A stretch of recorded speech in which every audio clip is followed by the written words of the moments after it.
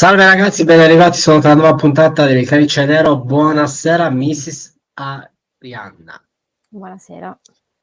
Allora, oggi ragazzi vogliamo negli States, vogliamo con la band del Technical Thrash e Technical Death Thrash Metal, appunto stiamo parlando degli Hellwitch, attivi dal 1984. Oggi il nostro interlocutore appunto è niente poco di meno che Mr. Brown, chitarrista dal 1994, quindi facciamo entrare il nostro musicista.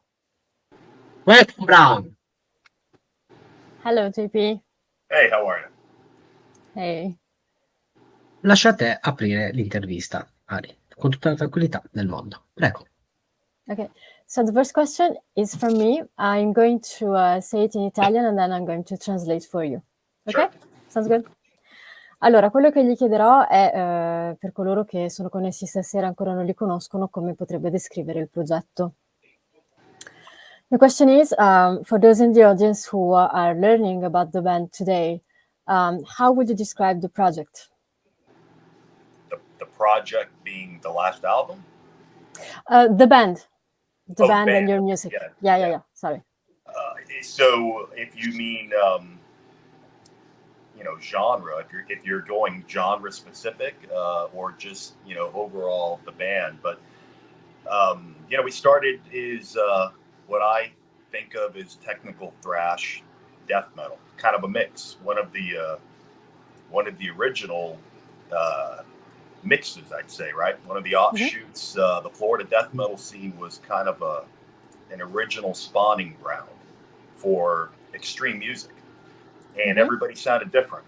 And our sound is one of that first early death metal where thrash was still in it, blast beats are in it, fast guitar picking. So, technical thrash death from Florida. Ok. Quindi la sua risposta è che, diciamo, parlando del genere musicale, loro hanno cominciato come un mix di technical thrash e death. È stato uno dei primi mix. All'epoca la scena metal era un terreno fertile per generi più estremi e c'era anche più varietà nel sound delle band di allora. E quindi per loro sono stati una delle prime band che erano sì da un lato, avevano questo lato death, però avevano anche ancora queste influenze thrash e anche con i blast beat per esempio. Sì, quindi sono stati tra quelli originali che hanno iniziato a fare questa sorta di fusion. Ok, perfetto. Salutiamo appunto Alessandro, salutiamo i nostri amici di Instagram. Allora, salutiamo appunto Arrogant, North Black, Avorim e Voken, quindi salutiamo ragazzi. Ciao, un abbraccio. Allora, parto con la mia domanda. La mia domanda è questa. In poche parole, partiamo appunto con la prima domanda. Un nome come Hellwitch, come riesce ad entrare in un mondo controverso e malato come la cristianità? His question is, with a name like Hellwitch, what is your approach to Christianity, which he sees as a sick and controversial word? So this is an interesting thing for Hellwitch. Hellwitch, the name, came from putting together two different band names, back in the 80s when Pat was young and did it. As far as an aversion to Christianity, I think Hellwitch members have long held personal views. The band itself, there's only 2 songs, I think, to date that actually speak about religion, speak about Satan specifically and religion. One of the things that Pat did when he went down this path, started this journey, is he wrote more music about social issues, social consciousness, and his view of it.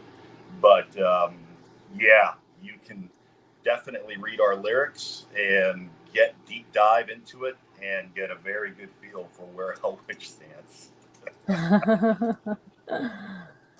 Okay, thank you. Yeah. Allora, dice che la domanda è interessante e il nome in sé viene dal fatto che hanno messo assieme nomi di due band che si erano, che si erano formate negli anni '80 e dice che per quanto riguarda l'avversione verso la cristianità, certo la band e anche i suoi membri separatamente hanno il loro punto di vista. Però se tu vai a guardare le canzoni, i tracks, ci sono solo 2 canzoni che parlano di religione e dello Stato in relazione alla religione. E dice che quando Pat ha cominciato questo viaggio, scriveva molto di tematiche sociali e del suo punto di vista su queste tematiche, delle sue prese di coscienza. Però dice che se dai un'occhiata ai lyrics avrai un'idea molto chiara di cosa ne pensano. Quindi ragazzi, alla grande. La prossima domanda la lascio completamente a Mrs. Sari. Prego. Sì, nella mia prossima domanda gli chiedo cosa l'ha spinto cosa l'ha attirato dall'universo musicale durante la sua crescita. Yes. My next question is, what do you think it was in your... sorry. My next question is, what do you think it was in your upbringing that made you gravitate towards music? So music for me was kind of, it started with my parents. Music was always in my house. I grew up in Puerto Rico, and we had a house filled with music, you know, classical music, Latin music. My parents were into rock and roll, Zeppelin, Floyd. I mean, we had huge amplifiers and speakers, and the house was filled with music my entire life. And so, you know, as you know, I got older, and when I moved to the States, or to the mainland, anyways, you know, I kind of got exposed. I got exposed to, you know, rock and roll, like the next step, right? I listened to classical and I listened to rock, and metal kind of was the next logical, natural progression, right? When you hear classical and it's hauling ass, it's super fast, and metal speed picking is kind of the same thing, right? We're doing it. I mean, if you know Mozart and Beethoven, they would have been metal if it was today, right? That's what it is. And so I was always exposed to music, and metal and extreme metal itself was kind of the next progression for me. I listened to things, and when I was younger, I was playing faster than everybody else. You know, my neighbors, my friends, you know, I picked up a guitar. I saw, you know, the bands that I liked at that time when I was a kid, and I wanted to do the next thing. You know, I wanted to play faster, heavier, you know, more evil, you know, I was angry, you know, and it turned out to be exactly the case. You know, it was, that was when, you know, the death metal revolution kind of took off. You know, I mean, it started earlier when I was a kid, but, you know, all the albums got signed. Record label deals got done, you know, the late 80s, early 90s. That's when everything got signed and extreme music came to the forefront, real extreme music, you know. And I was in Florida, and I met a lot of people. I got introduced to a lot of people as a kid. You know, I mean, I joined Hellwitch at high school, you know, 18 years old. And, you know, here I was, and, you know, been in Hellwitch all my life, you know. Basically, Yeah. You know, that's a lot. Yeah, that's a lot. Yeah, but that's really positive that the project is still going on and going strong, and you still have the same love for it. So absolutely. it's really 40 awesome. years, and Pat and I have been, you know, brothers for, you know, I guess it's been 30 years, something like that now. So it's been been a long time. You know? Yeah. Do you still get along as the first day? Yeah, really. I mean, it's we get along. We have a great time together. I mean, we get on the phone, and it's the same thing as it was. Actually, it's better now. You know, we have a lot of time under our belt, right? So we have a lot to talk about. You know? Yeah. But yeah, life. You know, we have our entire lives together, basically. You know. Okay. Thank you very much. Ok, I'll translate that in Italian. Allora, riprendo un attimo la domanda. Quindi gli avevo chiesto, crescendo, cosa lo ha fatto avvicinare alla musica, e mi ha detto che per lui è cominciato con i suoi genitori, perché lui è cresciuto in una casa a Porto Rico, mi ha detto, dove c'era sempre musica, ascoltavano più che altro musica latina, musica classica, però ascoltavano anche rock and roll, per esempio, e avevano questi grossi amplificatori in casa, e quindi c'era sempre musica a tutto volume, insomma. E poi ha detto che quando si è trasferito negli Stati Uniti ha iniziato a entrare in contatto con rock and roll e poi con il metal, che per lui è stato, diciamo, la tappa seguente più logica e naturale, perché è vero che, come appunto diceva, la musica classica che lui ascoltava molto a casa e il metal sono molto simili come velocità, come potenza. E dice che appunto alcuni autori classici sicuramente, se fossero vissuti nei nostri tempi, avrebbero fatto metal, cosa con cui sono d'accordissimo. E appunto dice che ovviamente il next step più ovvio era il metal estremo. Ha detto che quando era più giovane suonava il basso e quando ascoltava le band che gli piacevano voleva sempre suonare qualcosa di più veloce, di più violento, di più rabbioso, e effettivamente è proprio quello che ha fatto. E poi c'è stata la rivoluzione del death metal, e lui diciamo che è stato esposto a questo tipo di musica quando era un ragazzino, e poi negli anni 80-90 questo tipo di musicisti hanno iniziato a firmare degli accordi con le case discografiche, e hanno iniziato veramente a farsi spazio nella scena metal.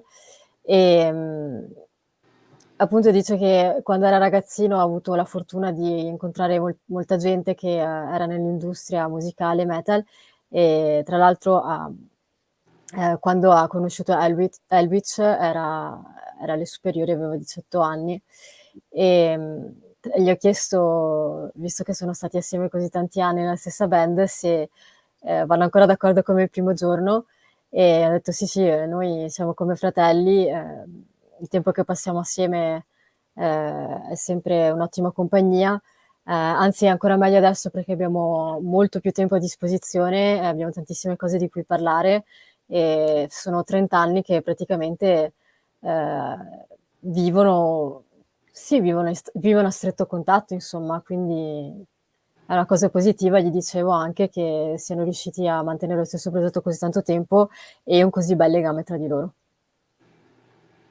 Ormai è raro trovare questo legame tra le band ed è una cosa che fa sempre piacere.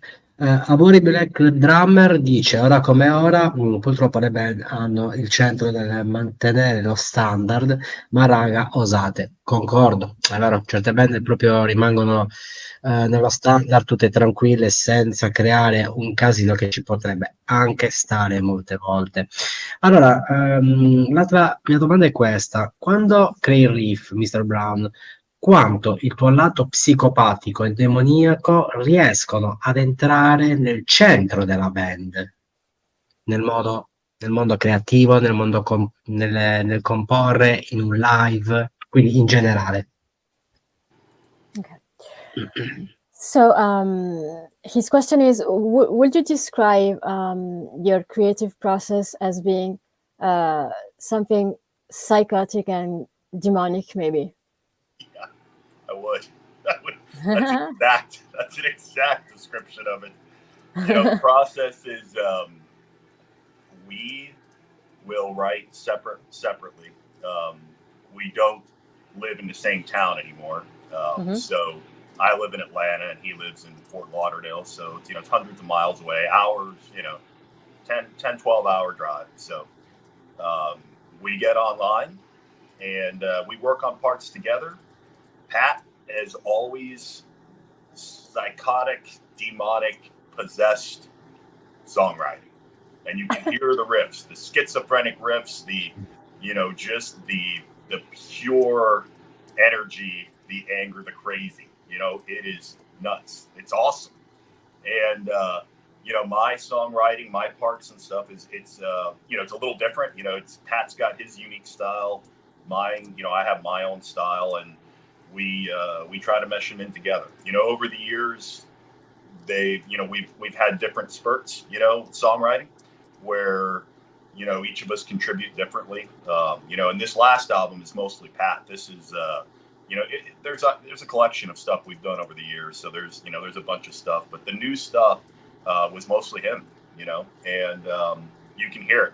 You can hear the harkening back to the beginning. The beginning of Hellwitch, where it was psychotic, demonic, just possessed songwriting.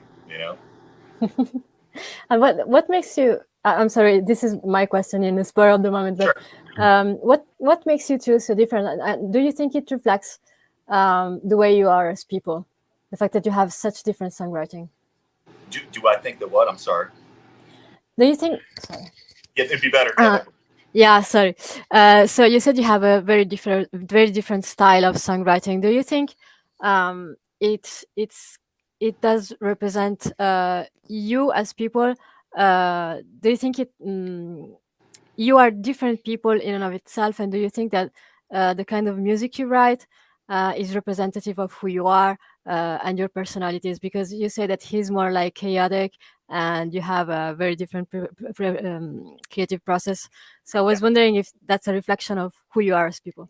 I think it does. I think I think who you are as a person always will affect your songwriting, your creativity, right? How you express yourself.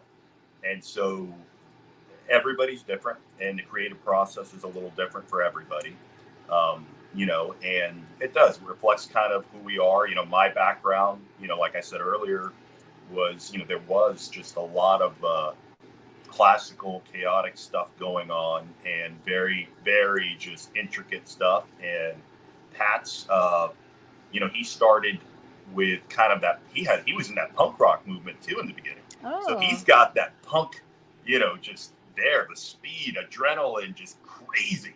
And so, not to say that, the riff writing is completely different, but I mean, there's a process for us. So not only do we get online and go over stuff, 1,000 times, but we will literally, for every 100 riffs that are written, one might make it through. We might agree on one riff. I mean, I gave Pat a CD with something like 92 riffs on it at some point here, years ago. And, when we were doing CDs, before digital, before we could do everything online and stuff, we recorded it, and we still will pick through some of those things just because it represents a period of time, and it's kind of cool to see, how that goes. So today we do videos, I record videos and do a bunch of stuff and just send it to him and listen to him say no, no, no, no, no, no. Yes, maybe. Yeah. And so we have something we've developed over the years, and so it takes a long time. It takes a long time for the songwriting process to develop. Sometimes it's great and it just happens, but most of the time we will literally go back and forth and, until we agree, Okay. Yeah. Thank you very much. Sure. Allora, scusate, ho aggiunto una domanda così che mi è venuta sul momento. Allora, riprendiamo dall'inizio. Allora, avevi chiesto se potrebbe descrivere il suo processo creativo come demoniaco e psicotico. Lui, appunto, sorridendo, ha detto che sì, è esattamente il modo in cui descriverebbe questo processo. Dice che non vivono più nella stessa città, quindi sono a 10-12 ore di distanza in macchina, quindi devono lavorare principalmente online e devono lavorare assieme. E appunto descriverebbe Pat come appunto psicotico, demoniaco, posseduto, e che si sente nei suoi riff schizofrenici, che è pura energia, rabbia, pazzia. E per quanto riguarda il suo processo invece è un po' diverso, e ognuno ha il suo stile unico e cercano di farli andare insieme. sì, nel corso degli anni hanno ciascuno contribuito in modo piuttosto diverso, però dice che l'ultimo album è piuttosto un riflesso dello stile di Pat. E resta comunque una collezione di materiale che hanno realizzato nel corso degli anni, però soprattutto diciamo che c'è la cifra stilistica di Pat. Quindi gli ho chiesto se questi modi di lavorare molto diversi sono anche un riflesso della loro personalità e del fatto che abbiano una differenza tra le loro personalità. Mi ha detto che sicuramente è un riflesso di loro come persone, perché impatta comunque il modo in cui ti esprimi, e ciascuno ha il suo background, ciascuno ha le sue esperienze, quindi anche un processo creativo diverso. E per quanto riguarda lui, JP, sì, è tutto quello che è ispirato appunto da questo background classico, caotico, intricato di cui parlava prima. Pat dice che invece era nel movimento punk originariamente, e quindi c'era molto osare, c'era questa adrenalina, questa pazzia, questa velocità. Dice che i riff che scrivono non sono così diversi a livello di composizione, però il processo con cui li creano è diverso. E oltretutto loro quando scrivono qualcosa lo rivedono migliaia e migliaia di volte, e di tutto il materiale che fanno magari hanno scritto centinaia di riff, ma ce n'è solo uno su cui sono d'accordo e che alla fine viene pubblicato. E questa cosa era uguale anche quando all'inizio si facevano i CD su supporto fisico, insomma, e anche lì erano ancora capaci di fare un'ulteriore selezione di quello che usciva, anche con questa selezione già estremamente limitata, perché volevano che fosse rappresentativo di quel periodo musicale. Dice che adesso loro si stanno dedicando al video, che lui appunto si sta dedicando al video, e anche in quello la loro selezione è molto attenta, e diciamo che è un equilibrio che hanno raggiunto negli anni, e che ci vuole tempo, ci vogliono anni perché un processo a più persone si sviluppi in modo equilibrato. A volte viene da sé, però a volte bisogna fare molti avanti e indietro prima di riuscire a trovarsi d'accordo sulla stessa soluzione. Benissimo. Ottima domanda, bravari. Allora, Aborim Tua Black domanda? Drum. No, no, la tua, che è stata molto interessante. Aborim Black Drummer, se non ci fosse stato nessuno con il coraggio di osare, oggi parleremo di tutt'altro. Concordo, scandalo 1981, Diego, Enrico Bene, saluti da Instagram. Allora, vediamo un attimino. Allora, la mia domanda è questa: la musica estrema quanto e come può essere una terapia del dolore per guarire le malattie più subdole, quelle nascoste, quelle più estreme, quelle che portano fino alla morte, ma la morte viene allo stesso tempo interrotta da questa terapia per salvare. Riassumo, Okay, so his question is, if you Vai. yeah, it was kind of a long question. I'm going to sum it up a little bit for you. Sure. He is asking if you think that, do you think that that extreme music can be a therapy for the pain of a mind that's in a very distressed state, a very morbid mind? Can it be therapy for it? Yeah. So if the question is if somebody's suffering from mental illness, I don't know, but for somebody who's sick and twisted and into metal, and yeah, I think it is. I think that and moreover, we hear about it frequently and more frequently, right? Over the years, we've heard, and many bands, that I've seen have heard, receive letters, messages, and, I was going through a rough time. I didn't know what was going on with my life. There's a lot of people with trouble, and do I think extreme music can be a therapy, can help them? Do I think that they can find solace in our music? Yeah, some people do. They do. They feel a release. They have, and they connect. And the connection is, what music is all about.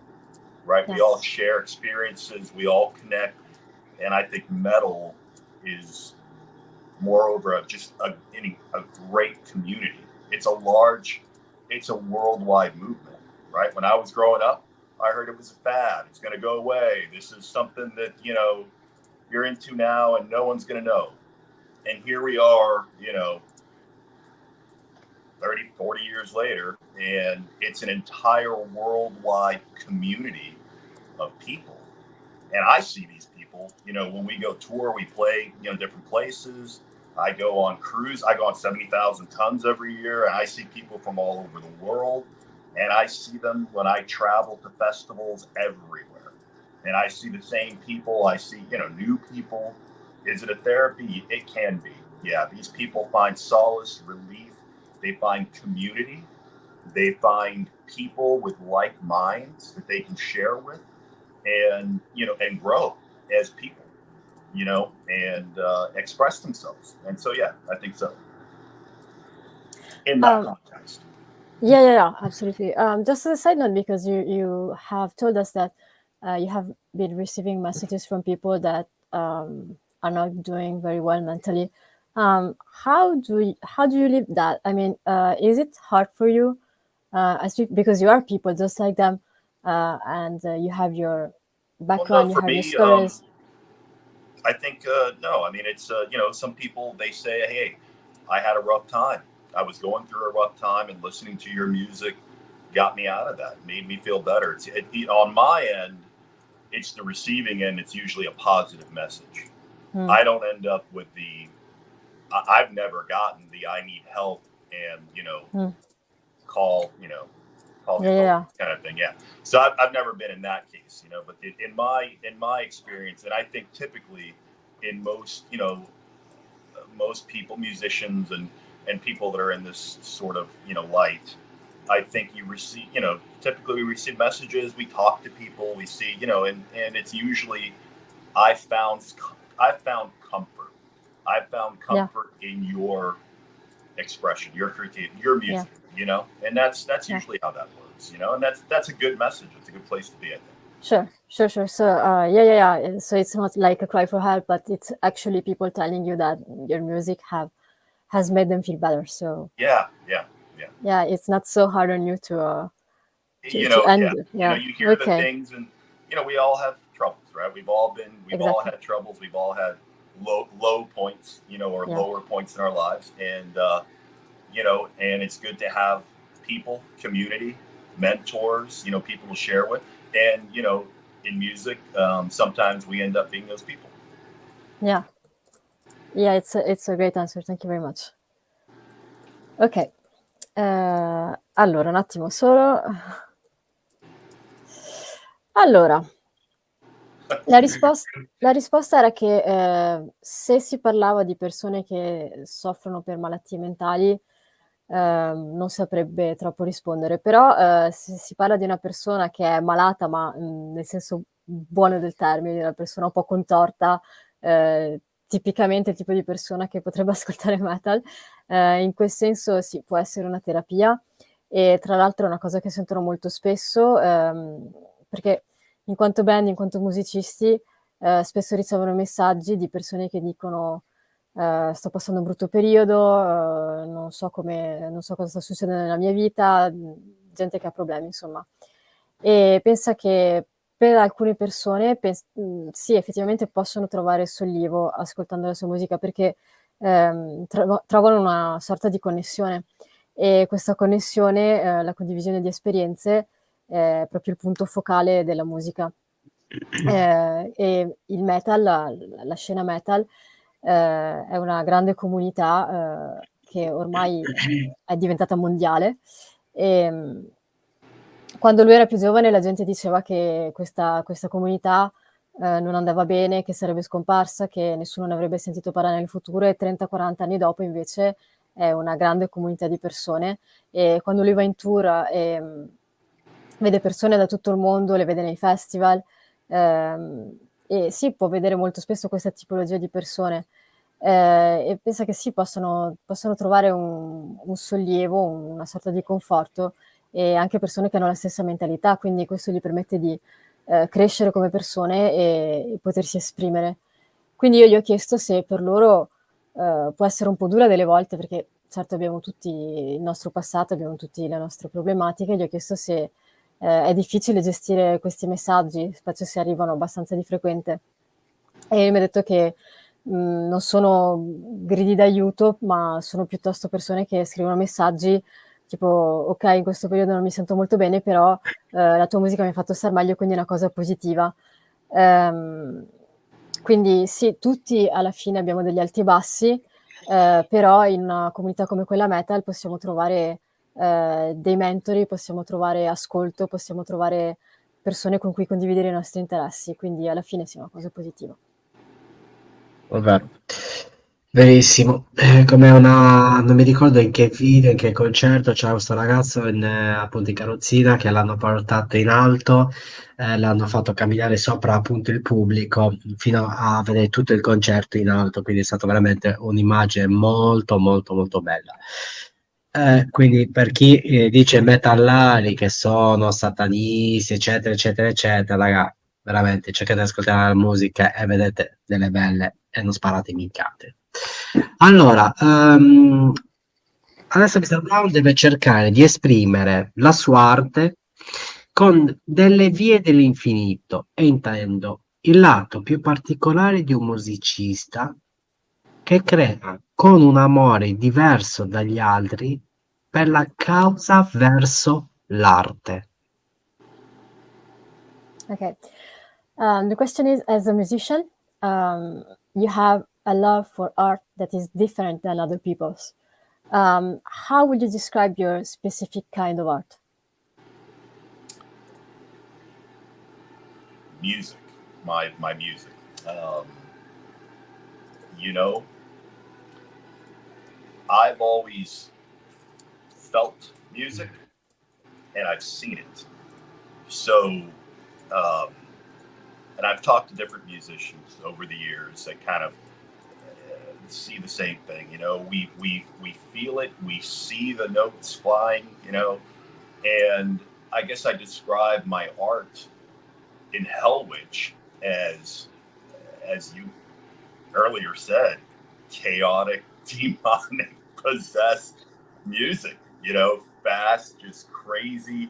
It's got anger. You know, it's just it is off the wall crazy. You know. Okay, thank you. Yeah. I had another question that was for later, but I think it's a good moment to ask it. Do you have any other creative outlets outside of music? Well, I have other projects in music, but outside of music, for creative You mentioned video earlier. video, as do I make videos? I don't understand. Not really. You know, music, you were talking about recording the videos for the band. You do not have a video project of your own. Oh, well, a music project. Like I have other musical outlets, right? So Hellwitch has been what I've done for 30 years. And over the years, I've done other projects, musical. Yeah. So yes, musical outlets, yes, for my creativity, for my art. Okay. You know, yeah. Have I done other forms of art, like painting and that kind of thing? You know, I did when I was younger. Now, time is scarce. You know, as we have to pay bills and live life, you know, time becomes scarce. So it's music. You know, I record. I've been mixing other people's music. You know, doing that. So there has, you know, that has been outlets, you know, for stuff. Yeah, I totally get it. I mean, there is a moment where you have to choose where to put the energy you have left in your day. It is, you know, priorities. You prioritize. You know, Yeah, prioritize. Hellwitch has always been, you know, my priority, and you know, for 30 years, it has taken precedence in my life over my life. You know. Of course, it's your call. Yeah. Ok, thank you. Allora, dice che allora gli ho fatto anche un'altra domanda, perché sì, volevo sapere se aveva altri, diciamo, interessi artistici al di là della musica. Comunque, per riprendere appunto da capo, ha detto che per lui l'arte, attraverso, diciamo che appunto il canale attraverso cui trasmette il suo amore per l'arte è la musica, è sempre stata la musica, l'ha sempre sentita, l'ha sempre vista, si è sempre circondato di musicisti, è qualcosa che proprio sente dentro di sé. E come diceva prima, potrebbe descrivere la sua arte con Hellwitch come caotica, demoniaca, posseduta, veloce, pazza, rabbiosa, completamente fuori dagli schemi. E io appunto gli ho chiesto se, a parte la musica, si dedicava ad altri progetti, perché prima aveva menzionato il video, però effettivamente non si è dato a un progetto audiovisivo. Ha detto che ha altri, diciamo, progetti musicali, però non si è dedicato ad altre forme artistiche, magari quando era più giovane, però adesso appunto dice che il tempo scarseggia, bisogna pensare a pagare le bollette e vivere la propria vita. Però ha detto che registra e mixa musica di altre band, altri progetti, però si diceva che appunto devi sapere quali sono le tue priorità. Per lui è stata la musica per 30 anni, è la sua vocazione. Ok, ok. Allora, la prossima domanda è questa. Cerca di esprimere la tua arte, Mr. Brown, con delle vie dell'infinito. Questa l'ho già fatta. Sì, Mm. quella che hai appena fatto. No, non mi stavo confondendo. Adesso mi viene da fare un'altra domanda, una domanda classica, appunto, del canale. Adesso gli Hellwitch devono rappresentare con la loro musica una struttura. All'interno di queste quattro mura vi sono due pazienti, uno con il morbo di Parkinson e uno con l'Alzheimer, e qui gli Hellwitch creano un live tutto in acustico, in versione estrema. Secondo voi, ragazzi, e secondo appunto Mr. Brown, che tipo di casino potrebbe succedere? Okay. So, for this next question, you so picture yourself. You're in a room with two people, and they are two sick people. Actually, one has Parkinson's and the other one has Alzheimer's, and you are performing an acoustic live for them. What would you do? What would it become? What would the acoustic performance become? Yeah. That's good. That is good. My grandmother had Alzheimer's and she lived with us for a while. Yeah. So Did you play? yeah, I've got firsthand experience. That's a good question. I think if this was Hellwitch, Pat and I playing an acoustic set with two people, I think it would be exactly what we normally do, except acoustic. Yeah, that would be it. We would. It's funny because we watched one of our favorite bands is Demolition, and we saw a video of what I think was them. If I remember, I think it was them. They might have been playing a nursing home or something at some point many years ago, something like that. It was, yeah. Do I think? I think it would be the same thing, but acoustic. It'd be like that. In fact, I wrote a lot of the Omnipotent album on, not acoustic, but a hollow body, just playing acoustic. So would it be that? Yeah, we'd be sitting there doing exactly what they want to see. Would it be different? No. Okay. Thanks. Allora, dice che sì, è un po' ironico perché effettivamente suo nonno ha l'Alzheimer, quindi ha detto che ha proprio l'esperienza vissuta e effettivamente con questa esperienza può affermare che farebbero esattamente quello che fanno tutti i giorni, però in acustico.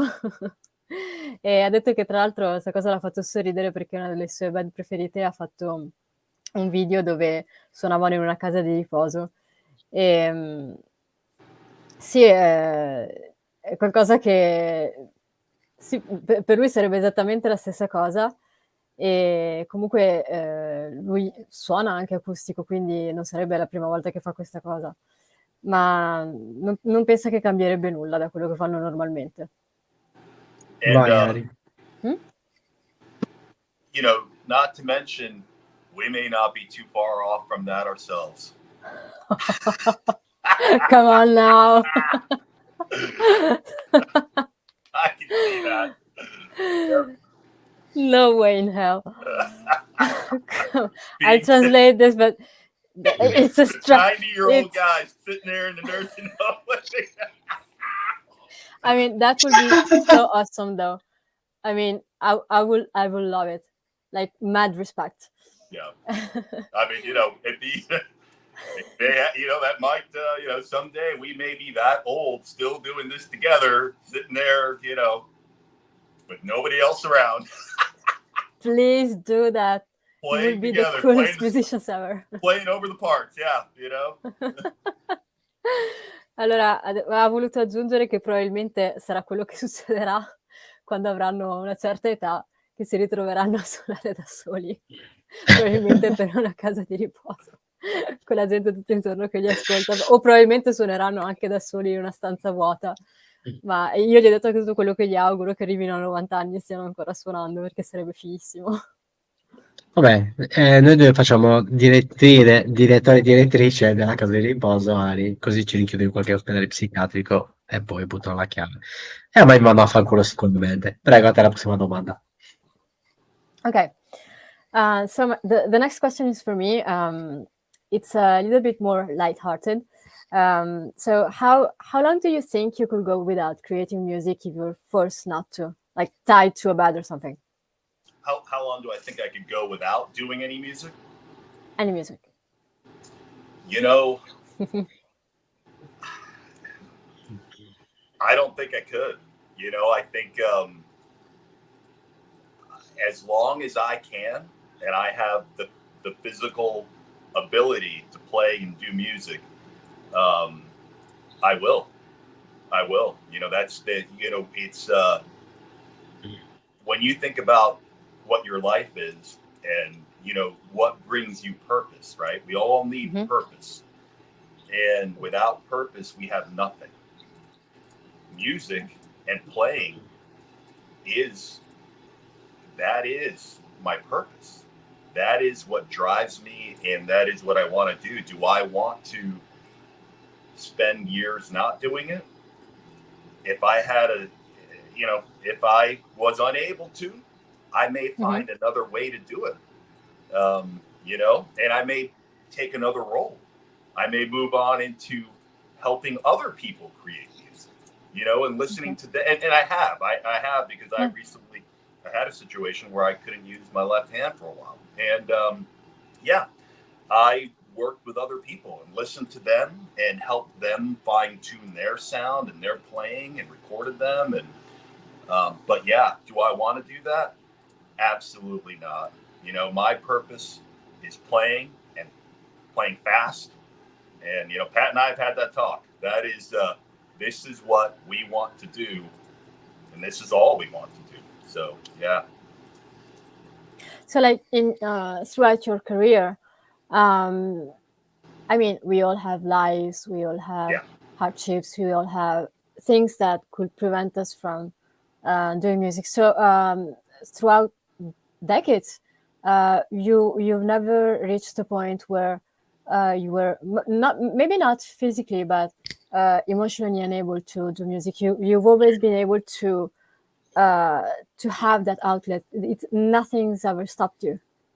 No, nothing has ever. You know, I mean, life has always been here, And, you know, in my case, you know, I've lived my life, and my life has moved around playing music. And Hellwitch, I've had relationships that have all changed over the years, and the one that hasn't is Pat.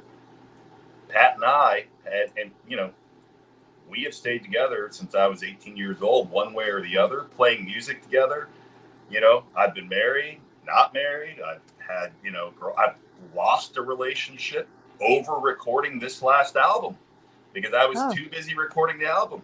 And that is the plight, I think, of a musician or somebody who is, in my case, this is my choice. My choice was to play this kind of music, work with Pat, and you know, it takes a lot of dedication. It takes a lot of time. You know, playing fast and doing what you do. It's not. You can't take a laissez-faire attitude to this. It has to be done, you know, correctly. It takes time. Yeah, I mean, it's actually, I don't mean to say rare, but you don't see every day someone who has such a drive that they think that nothing can stop them, or if something comes along, well, it's going to have to swerve out of their way because they're going to do their thing anyway. So it's really commendable. It's really such a strength to be able to always focus on your passion, on your love for music. So really props to you. So I'm going to get to translation. Allora, la mia domanda era se qualcuno o qualcosa lo costringesse a smettere di fare musica, per quanto tempo riuscirebbe ad andare avanti? E lui mi ha detto: non riuscirai, molto semplicemente, perché fin tanto che avrò la capacità fisica di fare musica, quando pensi alla vita, a quello che ti dà uno scopo, tutti abbiamo bisogno di uno scopo, perché senza di questo non siamo niente. E per lui la musica, suonare, è il suo scopo, è quello che lo fa andare avanti, è la sua motivazione, e se non potesse farlo per una ragione o per un'altra, lo farebbe comunque, magari in un altro ruolo, magari aiutare altra gente a creare musica, e effettivamente l'ha fatto, perché ha detto che per un certo periodo poteva usare solo la sua mano sinistra, e quindi ha sfruttato diciamo questo periodo per aiutare altri a registrare musica, a dare consiglio. Però quello che vuole fare lui è suonare veloce e far continuare il suo progetto. Io gli ho chiesto se nel corso di tutti questi anni non è mai successo qualcosa che avrebbe potuto essere un ostacolo, che avrebbe potuto fermarlo. E mi ha detto che niente l'ha mai fermato, che certo la vita va avanti. Nel suo caso però la sua vita gira intorno a Hellwitch e non il contrario. E certo alcune relazioni sono cambiate in questi anni, ma non quella con Pat, perché sono diciamo colleghi, però direi anche qualcosa di più. Insomma, sono complici da quando ha 18 anni, e certe relazioni sono finite anche a causa degli album, perché in fase di registrazione magari era molto occupato, ma quella relazione è durata attraverso gli anni, e questa è la vocazione di un musicista, o nel suo caso perlomeno è la sua, quella di suonare con questa persona, e vuole che le cose siano fatte correttamente. Invece la mia domanda è questa: quanto è difficile e complesso nel nuovo mondo, in questo mondo moderno che stiamo vivendo, anche a volte assai plastificato, assai veloce, poco consono al rallentamento, quindi alla riflessione delle persone. Nel senso, quanto è veramente difficile far sì che i ragazzi, soprattutto i bambini, anche bambini di 4, 3 anni, che hanno un apprendimento veramente notevole rispetto a persone che hanno 40 o 50 anni, rispetto a 40 o 50 anni, come potrebbero riuscire a, a creare dei dipinti artistici, ok? Dipinti anche abbastanza alquanto estremi, quasi veramente all'inverosimile, senza perdere però la parte con la realtà.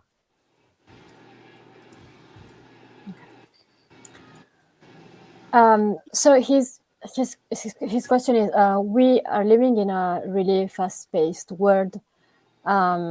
So he was thinking about kids and children, and he was wondering how could we make them get into contact with more extreme forms of art, or while keeping in touch with reality in a world that doesn't leave much time for insight. How do we get kids to get close, extreme music? to get into extreme forms of art, which can be music too. Okay, well, art in general. So art is, in your case, music. Yeah, music. Okay, so and that is when they have on-demand instant gratification on their phones and apps and that kind of thing. Is that kind of how this is phrasing? In a digital world, how do we get them to appreciate music? Also, I think he's talking about mindset, a general mindset. But in its application, actually, I think that the digital world plays a large part of it. Yeah. So children, I know because I have a daughter, and they have instant gratification. Right now, they grab their phones, and in 5 seconds, they have whatever they want. And there's a million people telling them and whatever they want to hear. You're always right, unless you've got haters online and they're tearing the world down, right? So there's both extremes at all times. So how do we get kids into this thing? So I have a unique perspective because my daughter is into it, and so her little friends, they end up showing up at our concerts. When we practice before touring, we practice. Everybody drives to my place. I have a studio, a whole setup in the basement, and we practice here, and they all like to show up. So how do we get them to appreciate art, extreme art? So I think that the art itself is really, it's about exposing them to it, right? How do they get to see this? How do they get to hear it? How do they get to see it? And by giving them the opportunity, I don't think people are different. I think the world has changed. Digital has changed, the time it takes for gratification and satisfaction, right? So they get barraged with all sorts of stuff and all sorts of bullshit all the time, right? When they get to see this stuff, they still appreciate it, and children especially, they've got angst. They are confused. They're going through puberty. They have questions, and they're getting all sorts of what I think is misinformation. A lot of it, right? How do we, the media is constantly selling your kids something, right? An idea selling, and how do we get past that? How do we get music involved in that? As they see it and as they hear it, I think they still connect. And kids do. They connect. They want something. They're rebellious. They are rebellious. They're still, and they want to. They want to experience this, and they want to connect with something that they identify with. And just like I'm sure all of us did at an early age, we connected and we identified with this, with this rebellion, this art, this form of out of the box, fast, crazy, emotional outlet, and I think as long as they can see it and they can be part of it, that they will. Yeah. I have a question about this. So you said you have a daughter, and that she's with her friends, she's getting interested in what you do. And that kids nowadays do still have this rebellious side because, of course, they're teens. There is angst. There is some sort of internal turmoil. Do you think there is a difference? Of course, you're a man, she's a girl, but which difference do you see in the rebellious side of your generation? And I think your daughter is Gen Z. She's 15. You tell me. 15.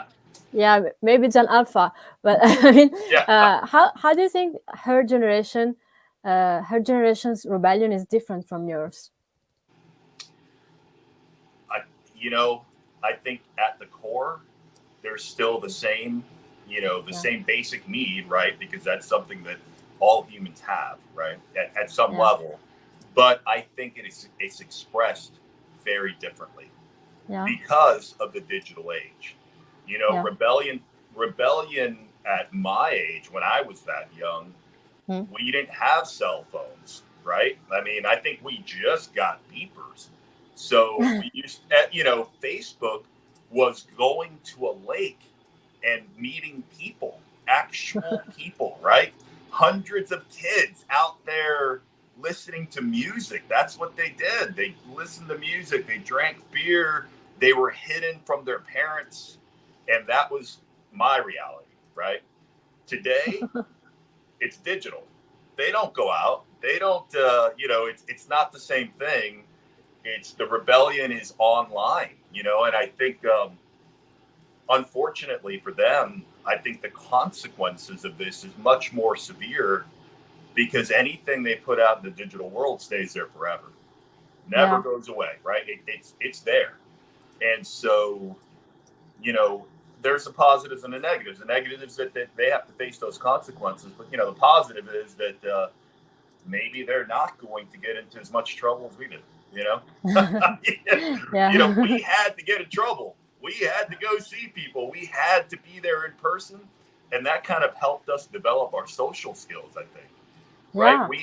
We socialized. We talked. If you wanted to meet a girl, you walked up to a girl and you talked to her. Right? I mean, that was it. You had to imagine that, right? And today, you're online. And so their rebellion, I think, is more confined. It's more digital. It's safer, unless it's not. And then God, they're done. They're done. That they get in trouble. So it's but I think generally it's a different form. That's it. Yeah, absolutely. Thank you very much. I'll be right back while you're translating. Yeah. Take your time. Sì, anche perché ci vorrà un po' a tradurre tutta questa cosa. Allora, parlavamo appunto di fare avvicinare i ragazzini o anche i bambini alle forme di arte più estrema in una società che non lascia molto spazio alla riflessione, che ha un ritmo molto movimentato. Quindi mi ha chiesto se stavamo parlando del mondo digitale e se parlavamo della musica in particolare o in generale di arte. Io gli ho detto di arte, se tu vuoi parlare nello specifico di musica, certo. Quindi mi ha detto che adesso i ragazzini, con la scusa che hanno appunto queste app sul telefono, che hanno accesso a internet in continuazione, hanno questa gratificazione immediata. In 5 secondi possono avere tutto quello che vogliono e avranno un sacco di persone che gli diranno che hanno ragione. Certo, hai anche il rovescio della medaglia, potresti anche avere degli hater che ti danno addosso senza pietà. Dice che lui ha una prospettiva abbastanza unica perché ha una figlia e sia lei che i suoi amici adorano la sua musica, vanno ai concerti, quando fanno le prove, che sono a casa sua nel seminterrato, ha fatto uno studio, vanno ad ascoltarli, si presentano e quindi dice che il trucco è avvicinarli all'arte, fargliela ascoltare, dargli l'opportunità di conoscerla. Dice che la gente, in particolare i ragazzini, non è cambiata, è il mondo che è cambiato e ci vuole molto meno tempo a trovare questa soddisfazione immediata e sentono anche un sacco di cazzate perché quando vanno online potenzialmente puoi trovare qualsiasi cosa. Però quando tu cerchi di coinvolgerli in queste forme di arte più estreme, alla fine li apprezzano, perché alla fine i ragazzini hanno tutti questa ansia, questa confusione, si fanno domande e ricevono anche molta disinformazione. Anche perché i media cercano sempre di venderti qualcosa, però cercano sempre hanno sempre questa connessione con la musica, con questo lato ribelle, vogliono questa esperienza, vogliono identificarsi con queste vibe, diciamo, ed è una cosa ed è un'esperienza umana che è comune a tutti, avere questo sfogo emotivo, questo lato un po' folle, e finché gli diamo l'occasione di farlo, lo faranno. Dopodiché io gli ho chiesto se vede delle differenze tra l'angst e la ribellione della generazione di suo figlio e la sua. Dice che alla fine hanno gli stessi bisogni, però sono espressi in modo diverso, appunto a causa dell'era digitale, perché quando lui aveva 15 anni non c'erano i telefoni, non c'erano i cellulari, c'erano i beepers, che noi non abbiamo avuto, mi sa, in Italia, e che Facebook voleva dire andare giù al lago e incontrare persone, andargli a parlare, bere birra, ascoltare musica, nascondersi dai genitori. E adesso invece la ribellione online, e purtroppo le conseguenze sono molto più gravi perché tutto resta online. C'è del positivo e del negativo. Il negativo sono le conseguenze, e il positivo è che forse non hanno avuto questi anti-ostacoli come ha avuto la sua generazione, perché loro potevano potenzialmente mettersi nei guai, ma questo ha anche fatto sì che hanno dovuto sviluppare la capacità di vivere in una società e di saper parlare alla gente. Quindi diciamo che la ribellione della nuova generazione è più confinata, forse meno rischiosa, però alla fine ci sono comunque dei rischi. Lascio a te appunto l'ultima domanda, marchio di fabbrica del canale Ari. Sì. Ringraziando il musicista perché veramente sono state delle parole significative. Con queste ultime risposte, con le altre risposte anche, veramente c'è tanto da riflettere. C'è tanto da riflettere. Prego. So we had the last question, which is the one we always ask at the end of an interview. So first of all, thank you very much. We would like to really thank you for your amazing answers. You gave us much food for thought. So thank you very much for that. And the question is, il Calice Nero, il Calice Nero means black goblet, okay? Which is the logo of the channel. Okay, so gotcha. if you had a black goblet in your hands, what would you fill it with? And you have to drink it, so be careful. Oh man, you know, if you had asked me that a month ago, Yeah. it would be beer, you know. And I've recently, stopped drinking beer. So today, what am I going to fill a black goblet with? Yeah. Probably mushroom coffee. It's not blood. It's not, am I drinking the blood of unborn children? No. Am I completely uncool? That's it. But, what am I doing today? I am, being healthy. So. But wait, you told me, did I hear it right? Mushroom coffee? Because it does sound worse than blood of unborn children to me. Is that some sort of American Starbucks different thing? Coffees. What am I doing? What am I drinking now to put in a goblet? Coffee. That's what I'm doing. So. Okay. So I heard mushroom coffee. Did I hear it right? Yeah, that's a different coffee. Just some kind of coffee. It's But not with mushrooms, right? It has mushrooms. It's made out of them. It has them in it. It's Oh, you mean shrooms? Yeah. Yeah, there's okay. mushrooms in the coffee. Yeah. Because I was thinking about mushrooms, the ones you eat. No, not acid. No, that's not my daily. Yeah, no, it's not my daily routine. Yeah, I'm not tripping. I was like, what the? Wow, this guy's. Oh, that's where it comes from. That's hardcore. Honestly. The music is coming from the acid. No. My daughter might be watching this too. No, coffee. It's just what am I filling a black goblet with? The souls of the souls of demons filled with coffee. That's it. Souls of demons filled with coffee. That's it. It's coffee. That's what I'm drinking today. There you go. Ok, let me translate it for the audience.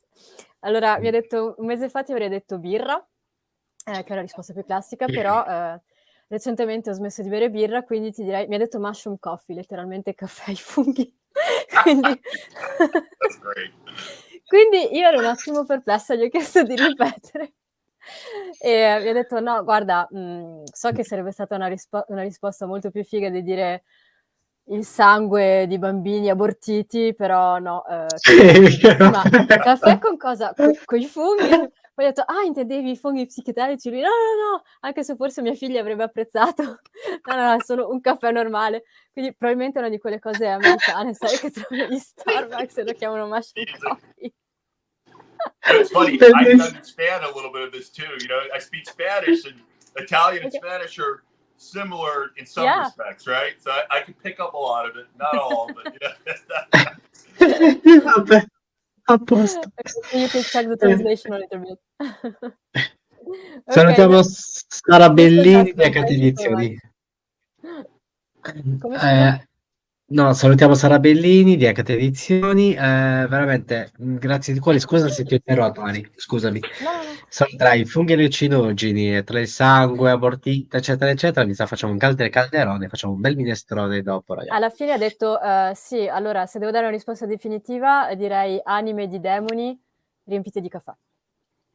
A posto, ragazzi, abbiamo fatto l'antipasto, primo e secondo, il dolce, appunto la mazza caffè, veramente alla grande. Grazie mille.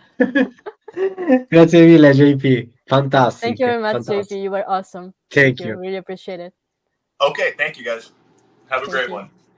Have a great Bye one bye. too. Bye. Hope to see you soon. Ok, ragazzi, e anche oggi è fatta. Veramente intervista. I funghi allucinogeni. No, ma quando mi ha detto caffè ai funghi, io speravo intendesse funghi allucinogeni, perché ho detto, ma questo è ancora peggio che bere il sangue dei bambini non nati. Chi è che si beve il caffè con i funghi? Bella domanda. In America sono veramente fuori. No, ma la cosa che mi ha lasciato lo stesso perplesso, mia figlia sarebbe stata contenta. Minchia, ho detto, vabbè, che cazzo, cioè, vabbè. Ma non abbiamo più l'età, io e te. Ormai, ragazzi, noi siamo anziani, però io sono anziano, Ari è giovane, che cazzo è? Io adesso vado a farmi la camomilla, stai scherzando?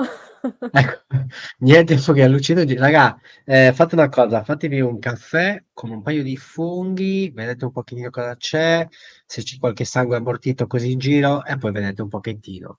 Anime di demoni, eccetera, eccetera. Ragazzi, con questo vi lasciamo. Speriamo che, come dice, è sempre un viaggio allucinante vedere le vostre interviste. Grazie a voi. Questo è niente. Ragazzi, vi auguriamo una buona serata, una buona notte. Grazie mille, Ari, come sempre. Grazie a te. Il grande spettacolo continua e non si fermerà mai. Se il codice non è 000, la morte vi renderà liberi. Au revoir.